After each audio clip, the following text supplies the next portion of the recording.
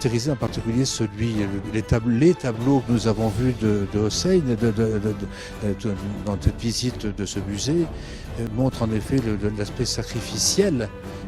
Sacrificiel qui n'enlève rien ni à la présexistence ni à l'existence qui se poursuit après. Et pour nous, ça évoque pour moi, sans bien sûr que l'on confonde, mais ça évoque un petit peu les 12 apôtres du Christ, qui est l'agneau de Dieu qui s'est offert en sacrifice pour donner la vie. Donc je voudrais bien dire aussi que ce que nous avons vécu ce matin dans ce moment de la prière du milieu du jour, je suis près de Toulouse, il y a la Lourdes qui est un grand pèlerinage des catholiques et où on voit souvent aussi des musulmans. C'est très important pour se respecter les uns les autres que nous puissions considérer que celui qui lit le livre dans l'autre religion vit une vraie expérience de Dieu.